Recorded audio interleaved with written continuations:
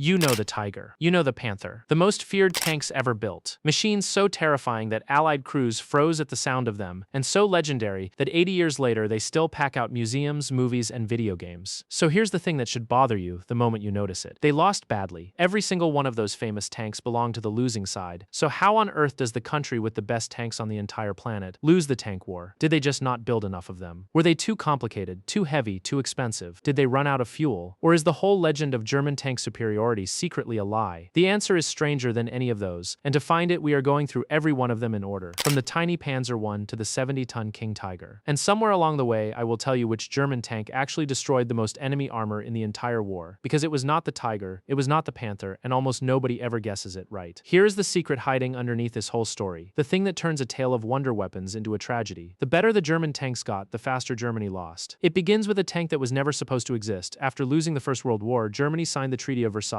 and that treaty flatly forbade the country from owning a single tank. So Germany cheated. Through the 1920s, German engineers drew up armored vehicles in secret, stamped them as agricultural tractors to fool the inspectors, and even ran a hidden tank school deep inside the Soviet Union, training the very crews who would one day invade Russia. It is one of the darkest ironies in all of military history that the Red Army quietly helped school the German tankers who would later come pouring across its own border. Out of all that secrecy came the first real German tank in 1934, the Panzer I. And by any honest measure, it was pathetic. It weighed about 5.5 tons. It carried a crew of just 2, and its entire armament was a pair of rifle-caliber machine guns. It could not even dent another tank. It was never built to win battles. It was built to teach a whole generation of Germans how to make, drive, and fight in armor from absolute zero.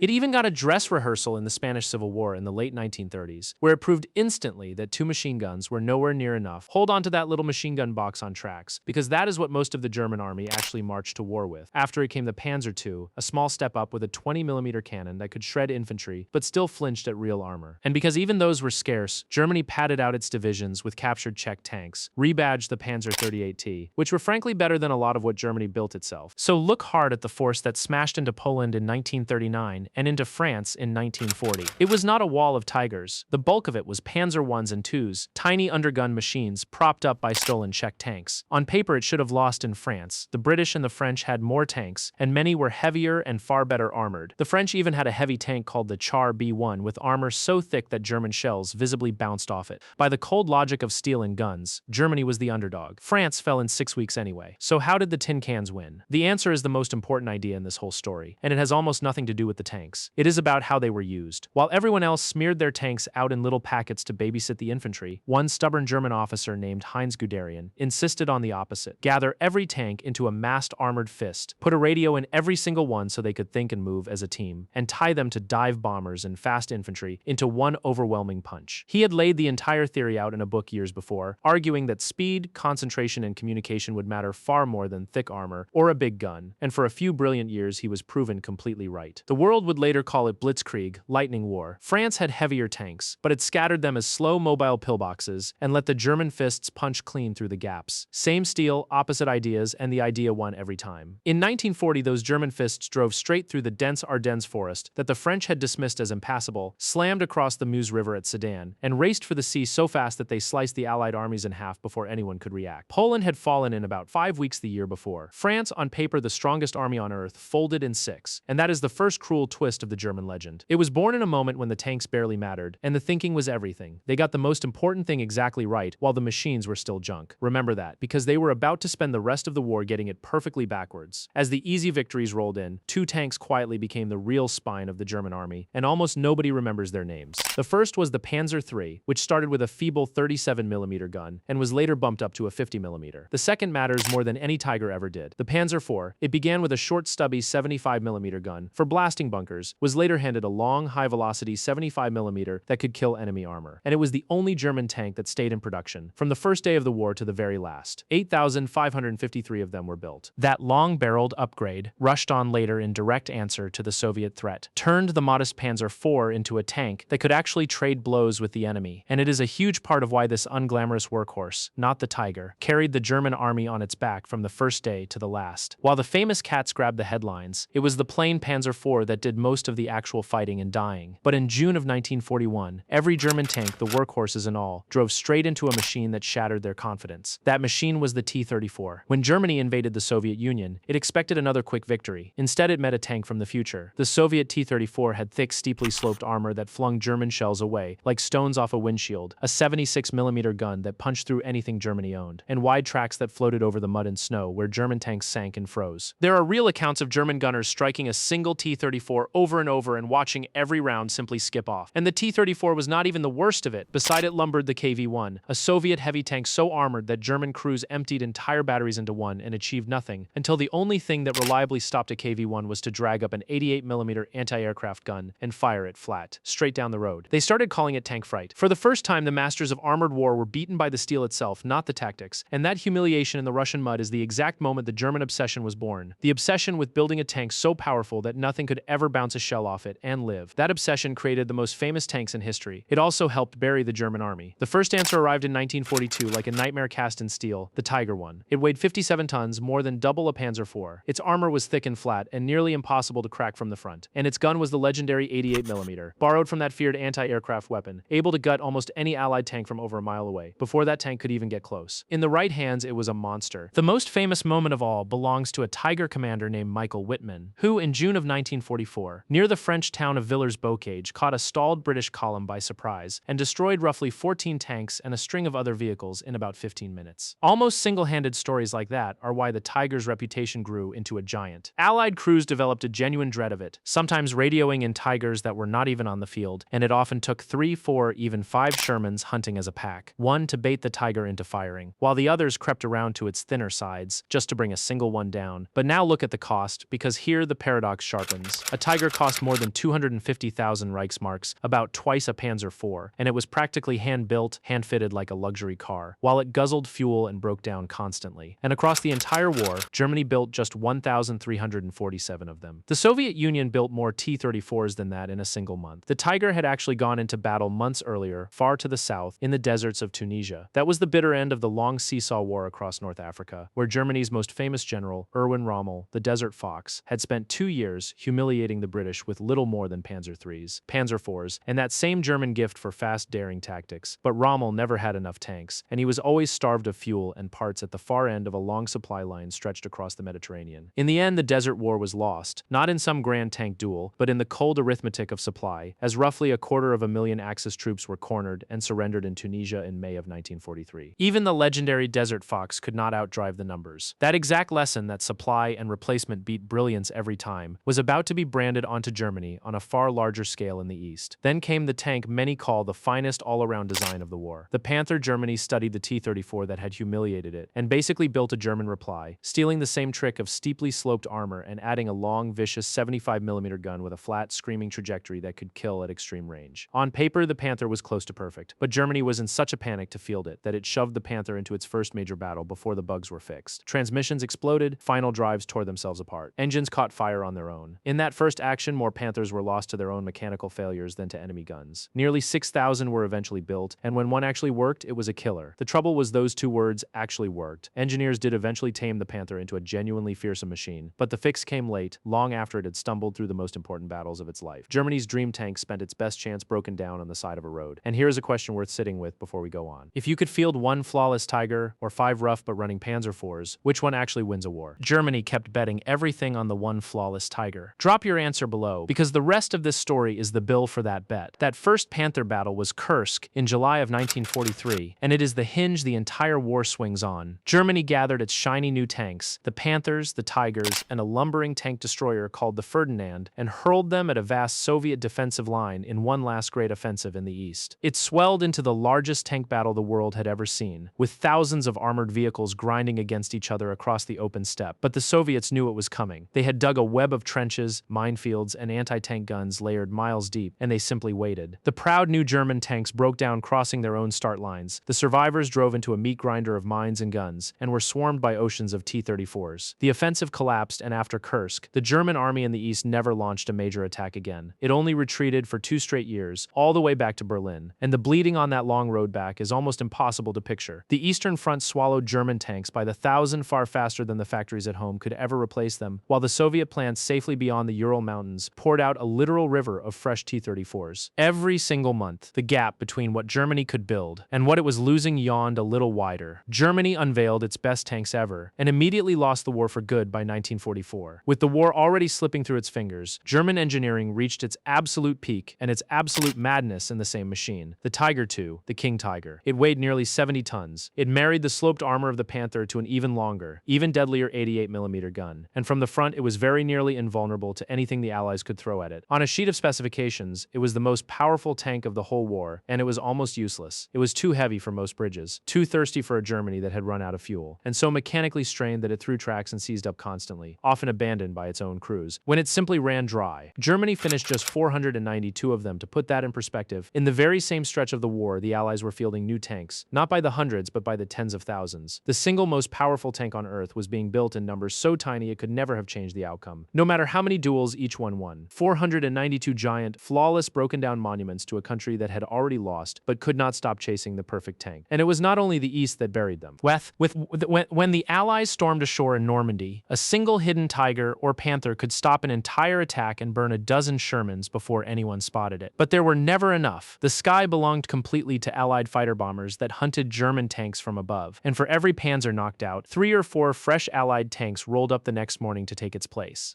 The German crews usually won the duels. They were beaten because they were drowned. So here's your second question, and it cuts to the core of the whole tragedy. Why could Germany not stop? The cities were burning, the fuel was gone, the armies were collapsing, and German designers were still drafting tanks that bordered on pure fantasy. The Maus was a super heavy tank that weighed an almost unbelievable 188 tons, so heavy no bridge on Earth could hold it, and it could barely crawl under its own power. 2 were built, neither ever fought. Behind it stretched whole families of paper panzers, ever bigger, ever more impossible. So why do you think they kept reaching for the ultimate machine while the country died around them? Genuine engineering pride, blind desperation, or something darker? Drop your answer below, because the math had already decided the war. Now for that promise from the start, the German tank that actually destroyed the most enemy armor. It was not a Tiger, it was not a Panther, it was a cheap, low turretless box called the Stug 3. It rode on the old Panzer III chassis. It had no rotating turret at all to save money and time, and Germany churned out more than 10,500 of them, far more than any famous cat. Sitting low in ambush, hidden behind a hedge or a rubble pile. It was lethal and affordable, and the Stug racked up a tally of enemy tank kills that quietly dwarfed the famous cats. It was everything a Tiger was not. Small, simple, cheap, and built in numbers a struggling country could actually sustain.